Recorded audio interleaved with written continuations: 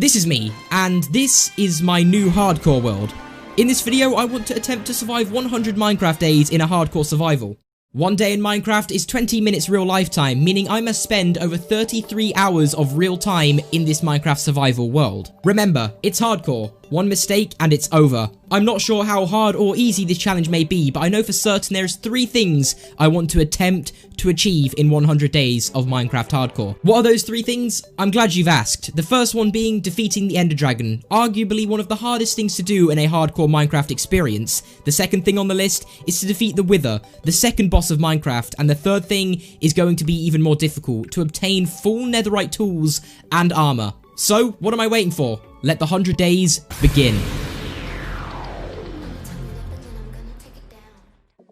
So, here we go. It was day 1 and I jumped straight into things. Close to my spawn there was a forest and I began chopping a tree with my hand. It wasn't the most comfortable thing, but it was my only option.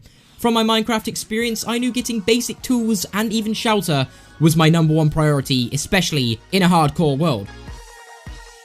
Over a lake nearby, I spotted some sugarcane, a useful item which I know I'd be needing later.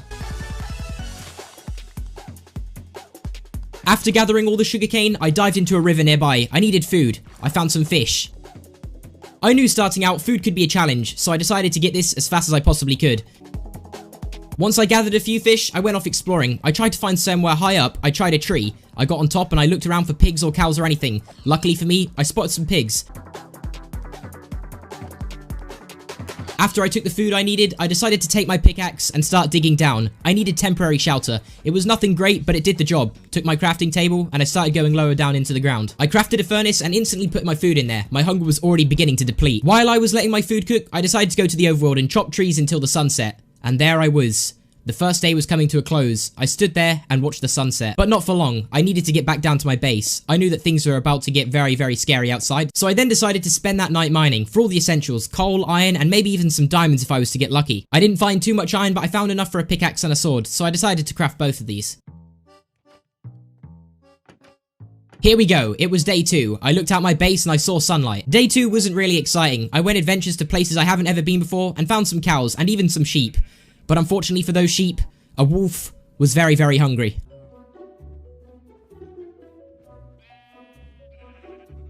Anyway, it took me so long to get these cows back to my base, the sun was already beginning to set. I gave the cows their new home and trapped them in.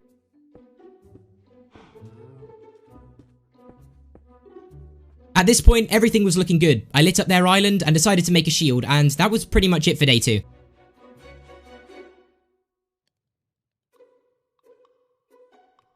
Day 3, things started to get interesting. I took my iron pickaxe and my stone pickaxe on a mining trip and found a cave. I knew that I needed iron and I needed armor and I needed it fast. I found loads of iron. In fact, I nearly found a whole entire stack of it. I knew this would be enough to make all the essential tools and even some armor. I was very careful walking around this cave. The lava could have got me out the game instantly, but I turned around and there it was. Diamonds, just over the lava. Unfortunately for me, it was only 2 diamonds, but it was diamonds and I took them. After getting the diamonds, I knew I needed to get out of there and make the armor. On my way back, I found my first enemy, but it was no problem, and I took care of the zombie pretty easily. I then went back up to the top and made all my armor. And there it was. I stood there with my full iron armor on, and I was ready for day 4. Up until day 4, I had nowhere to call home, so that was when construction started. I wanted an underground base. I wanted to minimize my interaction with enemies, so I thought by setting up base underground, I could be safe here. After I'd finished the first stage of construction, I began adding in some chests. I would need some storage later down the line. I mostly did base work for day 4, which led us on to day 5. I spent this day pretty much underground, mining for coal and all of the other essentials. I had a lot of coal and iron, but not enough. I then went above ground to take care of my cows and chop down some trees.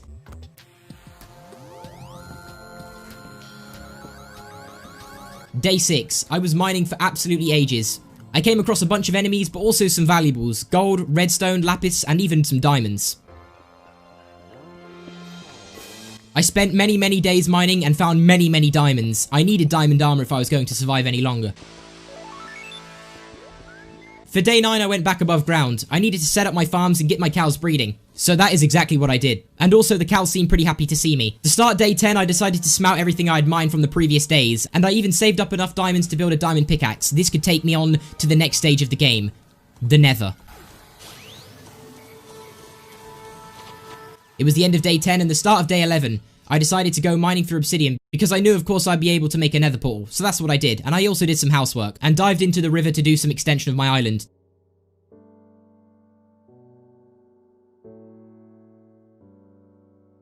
Day 13 I went exploring close to my base and stumbled across this abandoned nether portal. I was able to pick up some goods. Day 14 I built some base protection so no mobs could enter. From around day 15 to day 19, I went back down to the depths of the caves to see if I could get my hands on some more diamonds. I was close to getting diamond armor, but not close enough, so I went mining for these days to secure every last diamond I needed. I also picked up some iron and some coal on the way. Day 19, I got back to my base. I had secured 38 diamonds in total. This was my opportunity to cover myself in diamond armor. So that is exactly what I did. I started crafting the diamond armor and even made a sword. By that time, the advancement was made. I was stood there in my shiny blue diamond armor, but I was not worthy of wearing it yet. So I decided to put it back on an armor stand and put my iron armor on, and then I went back out to my farm to do some more work on it. I knew that if I wanted to go any further, I would need to breed my cows for an enchantment table. But on the way back to my base, something unimaginable happened. A new foe had appeared outside my base in the river. I knew that I had to take care of it. I got my bow and arrow and I took a brief moment in my base to realize what I was about to get myself into. A battle. Then the time came. I take aim and took them out one by one. They dropped some loot and some valuables, so I went into the river to collect that. But in return of winning this battle, I was given a curse. Before I knew it, it was day 21. I decided to do some more building in my base and it was a really chillax day. I used my bedroom as an opportunity to show off my valuables, using blocks of lapis, redstone, iron, and gold. It was day 22, and I decided to go and breed all of my cows and get ready to get rid of them for all of their leather. It was time to prepare the enchantment table.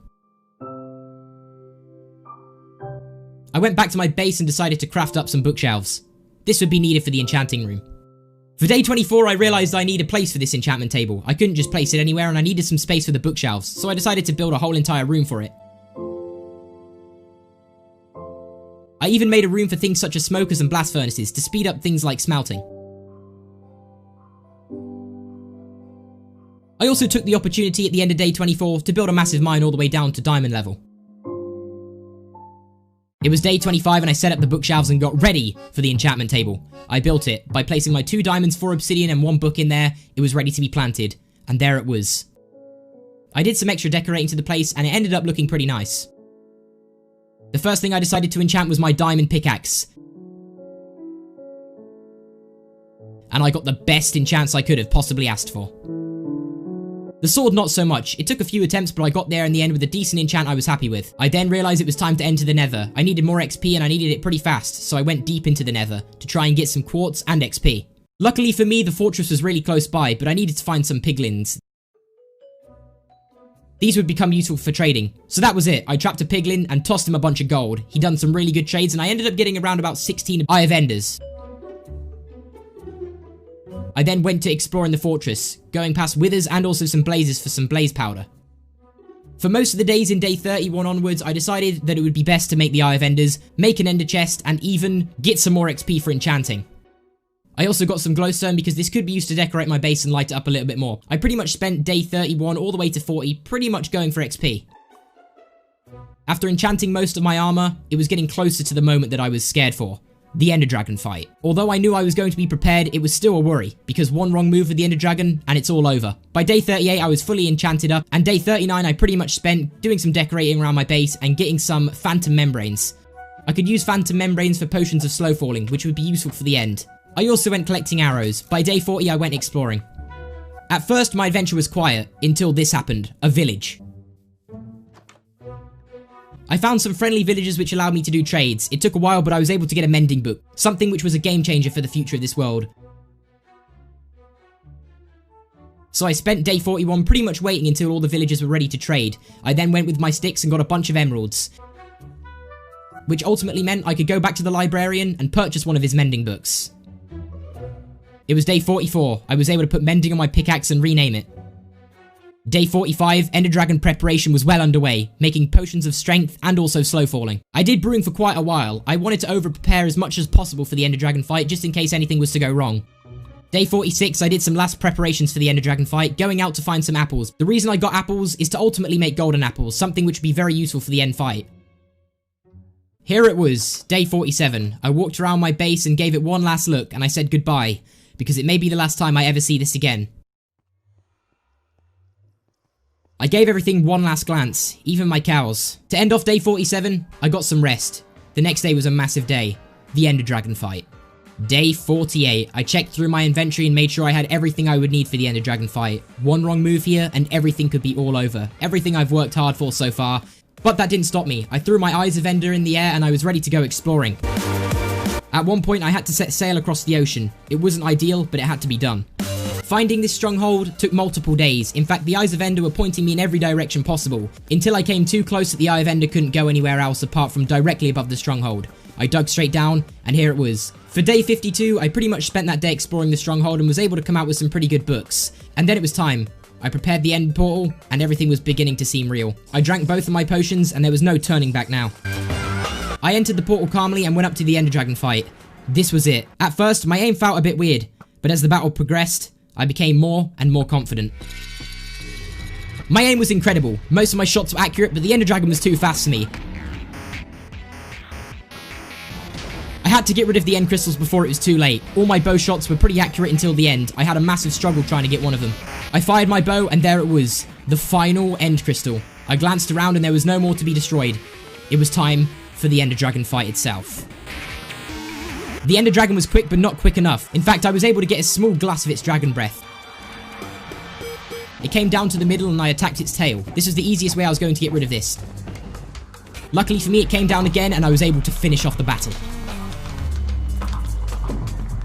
There it was, the Ender Dragon, disintegrating in front of my eyes. I felt victorious.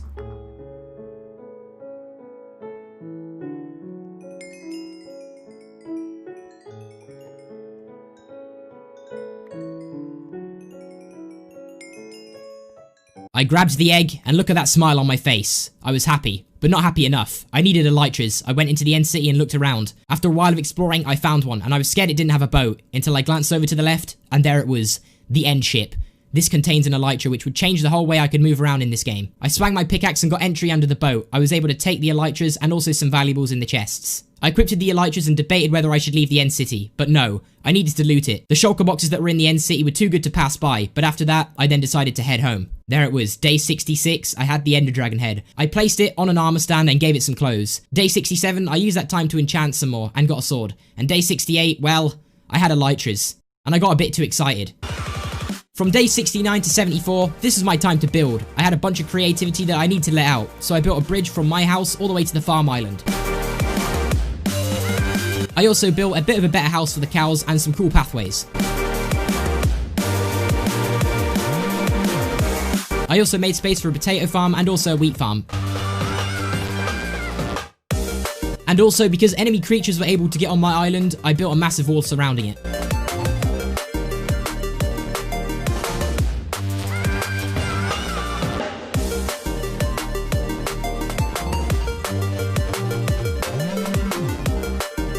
And there it was. By day 74, I was really happy with my base, the outside and the inside. I pretty much had everything I need, but I wasn't finished yet. I had two other goals to get done, the netherite and also the wither.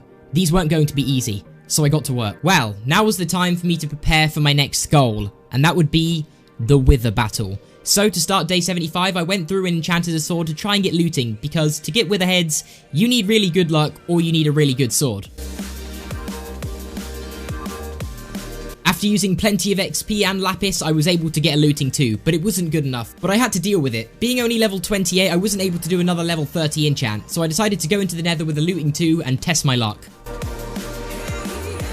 As I entered the nether portal, I went straight to the fortress and was able to pick up my first witherhead pretty quickly, but between days 77 and 84, I spent a very long time attempting to get all of the witherheads. I battled plenty of angry withers and was getting unlucky every single time. This left me with only one thing to do. After exploring the fortress and realizing this looting 2 wasn't going to cut it anymore, I went back to do some more enchanting. Seeing as all I had to do was get 2 looting 2s to combine to a looting 3 and then combine the 2 looting 2s to make a looting 3, that's what I did. I got to level 14 and was just about able to do the upgrade. I now had a looting 3 sword at my disposal. And from there on, it seemed like the withers didn't want to stop dropping the wither heads. I got all of the wither heads I needed really fast, but I wasn't done with the nether yet. Between days 91 and 97, I decided to go for netherite. I thought maybe if I could get a netherite sword, the wither battle would be easier, so I tried to get as much netherite as I could. Seeing as I was tight for time, I was only able to get a certain amount. That certain amount being 8 pieces of ancient debris. With 8 pieces of ancient debris, you're able to make 2 pieces of netherite ingots, which was good enough for a pickaxe upgrade and a sword upgrade. I was debating whether I should upgrade my armor, but I realized pretty quickly it was way better to upgrade my pickaxe and sword, seeing as these had decent enchants.